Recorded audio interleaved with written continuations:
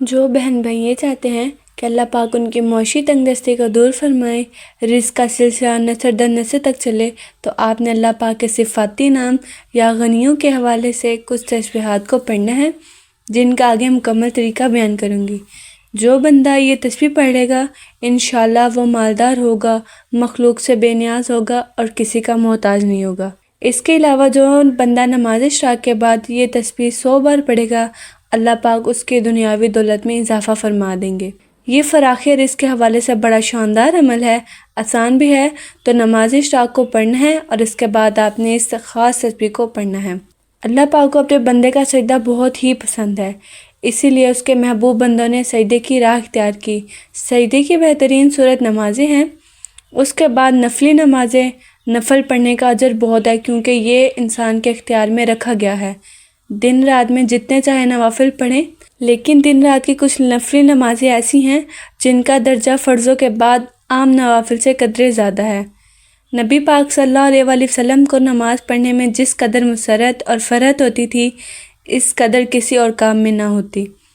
یہی وجہ ہے کہ نبی کریم صلی اللہ علیہ وآلہ وسلم نے ارشاد فرمایا، نماز میری آنکھوں کی ٹھنڈک ہے۔ رسول اکرم صلی اللہ علیہ وآلہ وسلم کا ارشاد ہے کہ اللہ پاک نے فرمایا کہ جو میری کسی دوست سے دعوت کرے میں اس کے خلاف اعلان جنگ کروں گا، اور میرا بندہ وہی ہے جو فرائض کے ذریعے میرا قرب حاصل کرتا ہے، پھر نوافل کے ذریعے حاصل شدہ قرب برقرار رکھتا ہے، یہاں تک کہ میں اسے اپنا محبوب بنا لیتا ہوں۔ اگر وہ مجھے کسی چیز کا سوال کرے تو میں اس کا سوال پورا کروں گا، اور اگر پناہ مانگے تو پناہ دوں گا۔ تو اس سے معلوم ہوا کہ نوافل کے ذریعے اللہ پاک کا خصوصی قرب ملتا ہے، اور یہ صفت اولیاء کے اللہ کے خواص میں سے ہے۔ بے شک نیکی بندے کے سر پر چھڑکی جاتی ہے جب تک وہ نماز میں مشغول رہتا ہے۔ حضور نبی کریم صلی اللہ علیہ وآلہ وسلم رات دن سال بھر کے مختلف اوقات میں نفلی نمازیں ادا فرماتے تھے، تو ان میں سے ایک نماز اشراق کا پڑھنے کا طریقہ آپ کے سامنے بیان کروں گی، اور انشاءاللہ آنے والے دنوں میں اور مختلف ویڈیوز میں ایک ایک کر کے نفلی نماز کا طریقہ بیان کرتی جاؤں گی، جن کو حضور صلی اللہ علیہ وسلم نے پڑھا اور افضل قرار دیا ہے۔ نماز اشراق پڑھنے کی فضیلت۔ طلوع آفتاب کے بعد یا 2 نیزے سورج بلند ہونے پر جو نماز پڑھی جاتی ہے اسے نماز اشراق کہتے ہیں، اور اکثر اللہ والے اس نفل کو بڑی پابندی سے ادا کرتے ہیں۔ حضور نبی کریم صلی اللہ علیہ وآلہ وسلم نے ارشاد فرمایا کہ نماز فجر سے فارغ ہونے کے بعد جو شخص مصلی پہ بیٹھا رہتا ہے، اس کے بعد 2 رکعتیں پڑھ کر اٹھے اور ان دونوں نمازوں کے درمیان اچھی باتوں کے علاوہ اور کچھ نہ کہے تو اس کے گناہ معاف کر دیے جاتے ہیں، اگرچہ سمندر کی جھاگ سے زیادہ کیوں نہ ہو۔ حضرت ابن عمر رضی اللہ عنہ سے روایت ہے، رسول صلی اللہ علیہ وآلہ وسلم نماز فجر ادا فرما کر اپنی جگہ سے نہیں اٹھتے تھے یہاں تک کہ اشراق کے نماز کا وقت ہو جاتا، یعنی جب سورج نکل آتا، کہ جو شخص صبح کی نماز پڑھ کر اسی جگہ بیٹھا رہے کہ اس کے لیے اشراق کا وقت ہو جائے تو اس کی فجر کی نماز ایسے ہو جائے گی جیسے کسی مقبول حج اور عمرہ۔ یہی نماز عشاء کی اس روایت کی تشریح ہے کہ جو رب تعالیٰ نے اپنے بندوں سے فرمایا تھا، اے ابن آدم میرے لیے شروع دن میں 4 رکعت نماز پڑھ جو کہ آخری دن تک تیرے لیے کافی ہو۔ اہل دنیا کے لیے کسی نماز کا پڑھنا اضافی رزق کا باعث بنتا ہے، لہذا جو شخص پابندی سے روزانہ نماز اشراق پڑھے اور نماز پڑھنے کے بعد یا رزاقو یا اللہ یا باسطو یا اللہ، تو اللہ پاک اس کے دنیاوی دولت میں اضافہ فرما دے گا۔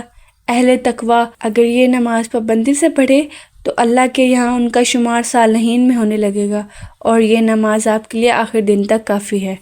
تو تمام بہن بھائی نے روزانہ کی بنیاد پر نماز اشراق کو پڑھنا ہے۔ یہ معمول ہمیشہ کے لیے جاری رکھیں، انشاءاللہ تنگی آسانی میں، دکھ اور سختیاں خوشیوں میں بدلیں گی۔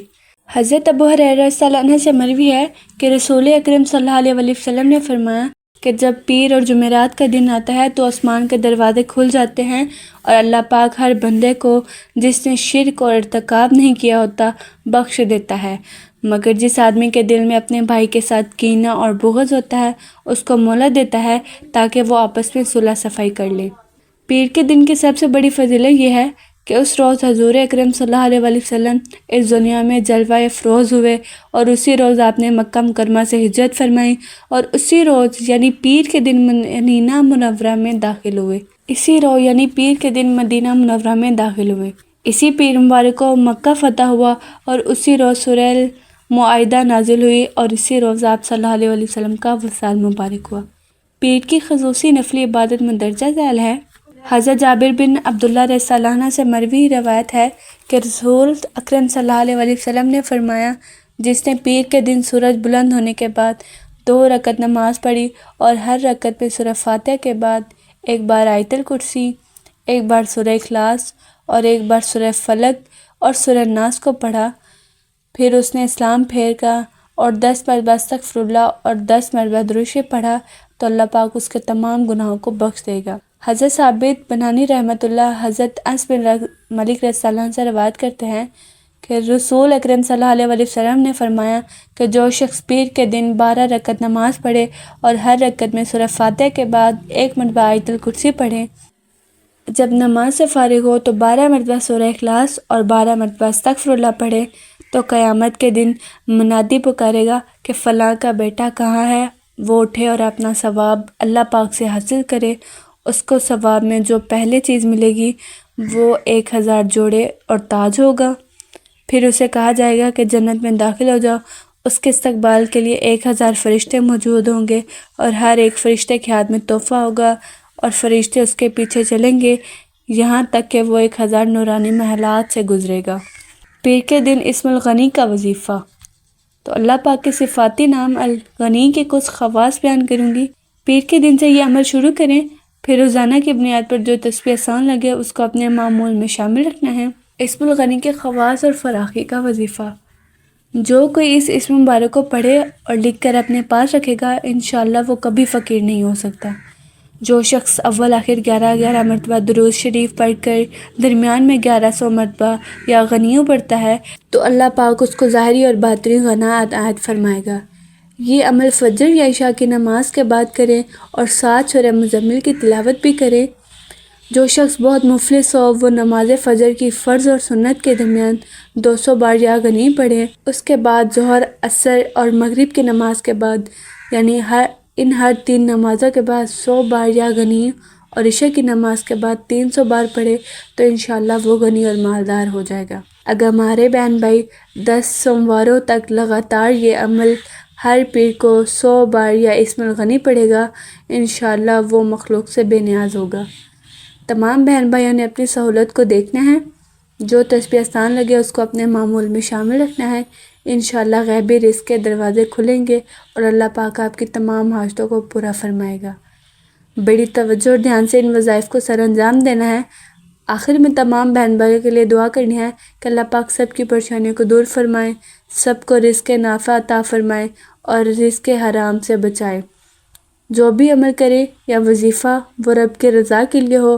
اس کے بعد اپنے مقصد اور حاجت کی دعا کریں۔